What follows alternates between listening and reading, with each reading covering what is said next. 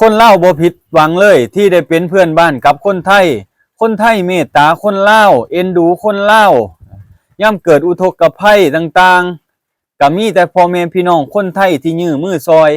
เป็นคนแรกเป็นประเทศแรกสบายดีสวัสดีครับพ่อแม่พี่น้องสุขทุกคนผู้รักผู้ใหญ่ใจบุญสุขทุกคนเนาะทางฝั่งไทยฝั่งลาวและก็คนลาวที่อยู่ในต่างแดนอยู่ต่างประเทศอเมริกาผู้ใดพี่น้องเอ้ยสวัสดีเด้อครับเด้อเอาพี่น้องคงจะได้ติดตามข่าวใหญ่อยู่ในสปป.ลาวเนาะอยู่ในแขวงบาวกองนี่แหละพี่น้องเอ้ยแขวงคำมวนเนาะพี่น้องเนาะเมืองท่าแขกเฮาที่เกิดภัยเหตุการณ์ไฟไหม้ตลาดหลัก3เนาะพี่น้องเนาะตรงข้ามกับนครพนมพี่น้องเอ้ยฝั่งไทยเพิ่นก็จะแนมเห็นอยู่นครพนมพี่น้อง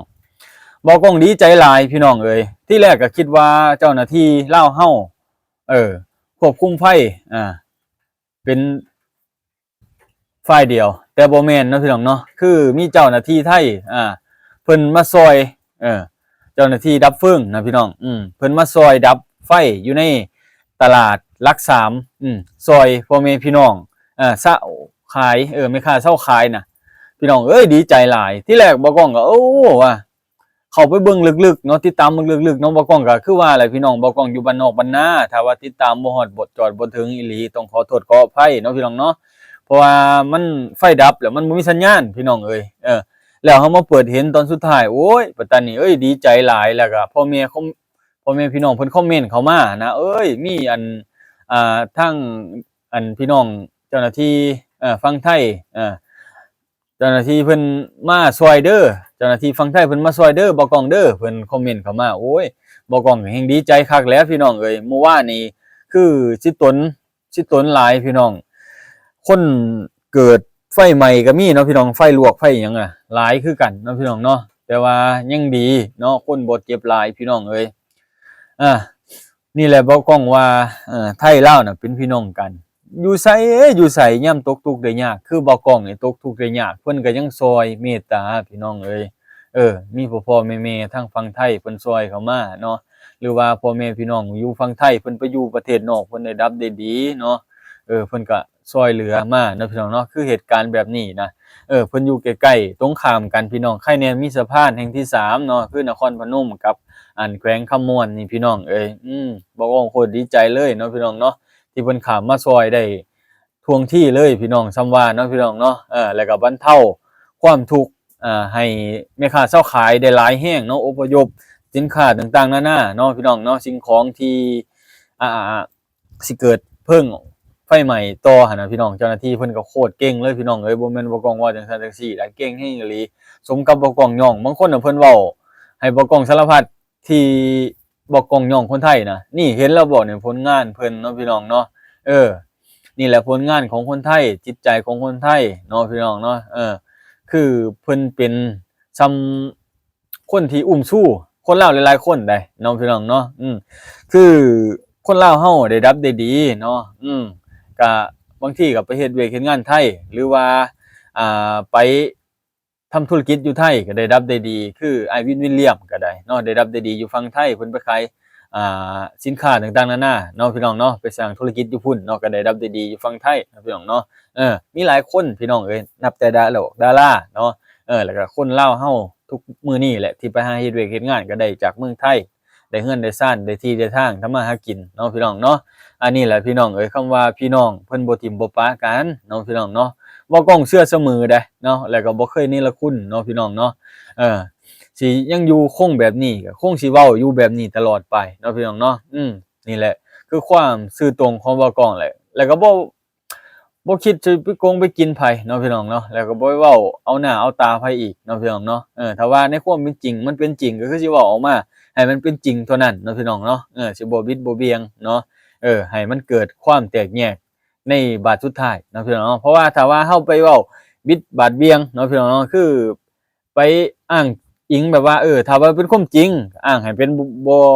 ความจริงให้คนเขาผิดเถียงกันบางทีเป็นความจริงเว้าให้คุณเวอร์เกินไปก็เฮ็ดให้คนเกลียดชังอันนั้นพี่น้องบ่ก้องสิบ่เว้าดอกเนาะอาจสิเว้าในความเป็นจริงคือพี่น้องค คนที่เพิ่นติดตามบ่พ่อแม่ๆทุกคนนั่นแหละที่เพิ่นติดตามบ่กล้องเข้ามาเนาะเพิ่นก็คงจะเข้าใจเนาะเรื่องราวที่บ่กล้องมาเว้าแต่ละเรื่องนะชีวิตการเป็นอยู่ต่างๆนานาสิเป็นแนวใดเพิ่นก็รับบ่กล้องได้เนาะพี่น้องเนาะอันนี้คือเพิ่นได้ติดตามบ่กล้องจริงๆชีวิตบ่กล้องจริงทุกข์ก็ทุกข์อยู่แบบบ่กล้องอีหลีเนาะพี่น้องเนาะ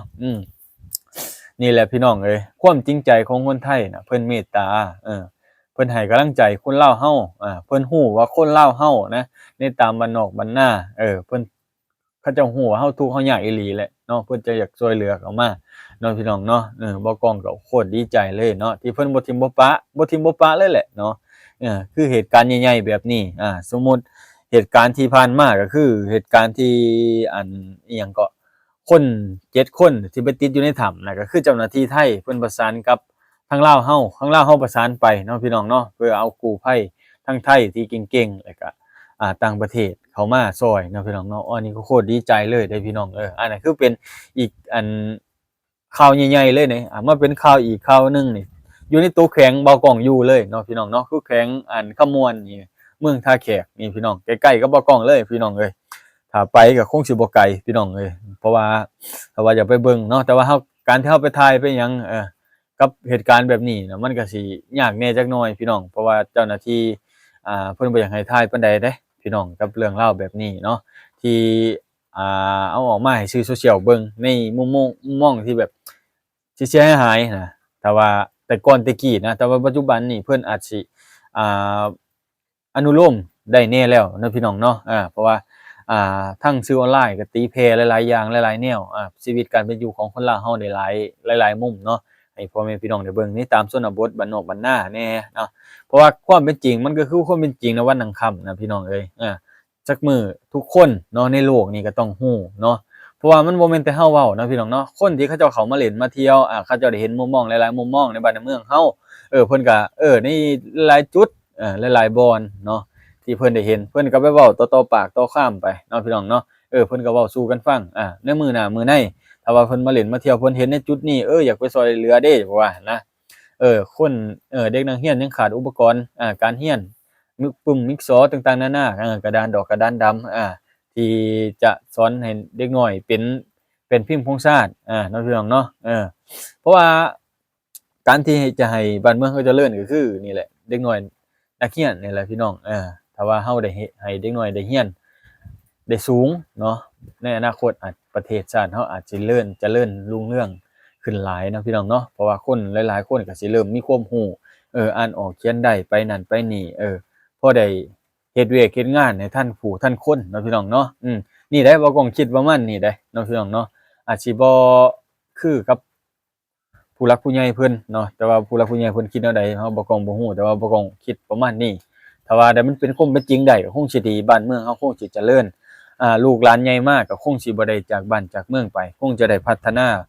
ถิ่นฐานบ้านเกิดตัวเองเนาะพี่น้องเนาะเพื่อให้ต้อนรับคือบ้านพี่เมืองน้องก็คือฝั่งไทยนะสมมุติเพิ่นมาเล่นมาเที่ยวคือมาเล่นมาเที่ยวบ้านบ่กล้องถ้าว่าบ่กล้องหั้งมีเรือนมีบ้านยาม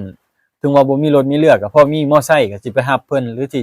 จ้างรถให้เพิ่นมาเล่นนำนะความคิดว่ากล้องนี่คือ สมมุติพ่อๆแม่ๆหรือลุงป้าน้าอาเพิ่นอยากมาเล่นนำคือฝั่งไทยที่เพิ่นติดตามบ่กล้องเพิ่นก็ทักมาเล่นเลยเนาะทั้งพ่อแม่ทั้งอยู่อเมริกาทั้งญี่ปุ่นก็มีเด้อพี่น้องที่เพิ่นเมตตาบ่กล้องนะเพิ่นที่เพิ่นทักเข้ามาเล่นนำบ่กล้องนะถามข่าวสุขดิบบ่กล้องโคตรดีใจเลยเนาะพี่น้องเนาะอยู่ประเทศไทยนี่เพิ่นก็ถามตลอดบ่กล้องฮู้ใดเด้สิมาเฮ็ดงานไทยเนาะอยากไปเล่นนำเด้อยากไปพูดคุยนำเด้วิถีชีวิต การเป็นอยู่เจ้าเป็นจังไดคือเป็นตาสิตนแท้อยู่บ้านนะนี่แหละคือบ่กล้องอยู่นี่แหละพี่น้องเรือนซ่านบ้านช่องบ่กล้องก็ได้รีวิวให้พ่อแม่พี่น้องได้เบิ่งแล้วแหละเนาะ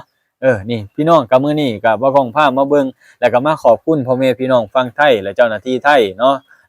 รถดับเพลิงเนาะพี่น้องเนาะอยู่นครพนมเนาะพี่น้องเนาะที่เพิ่นประสานงานมาช่วยเหลือเนาะพี่น้องเนาะดับไฟอยู่รัก3เนาะเมืองท่าแก้วแขวงคำม่วนเนาะพี่น้องเนาะอันนี้ก็ขอบคุณหลายๆเด้อพี่น้องเอ้ย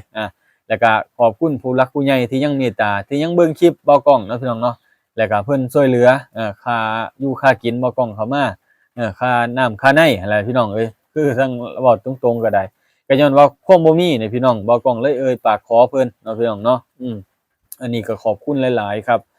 บ่กล้องยังบ่ลืมบุญคุณถ้าว่ามีโอกาสตอบแทนพ่อ อแม่เพิ่นได้บ่กล้องก็จักสิเฮ็ดหยังแหละตอบแทนเพิ่นถ้าว่าเพิ่นอยากให้เฮ็ดหยังก็ต้องได้เฮ็ดนั่นแหละพี่น้องบ่กล้องนะแต่ว่าพ่อแม่เพิ่นที่เพิ่นช่วยเหลือเข้ามาเพิ่นก็บ่ได้ต้องการอิหยังกับบ่กล้องเนาะพี่น้องเนาะมีแต่เพิ่นอยากให้ถ่ายคลิปบรรยากาศบ้านๆนี่แหละพี่น้องเอ้ยจักมื้อบ่กล้องสิออกมาขอบคุณพ่อแม่ให้แบบเป็นทางการอยู่พี่น้องเอ้ยขอบคุณครับ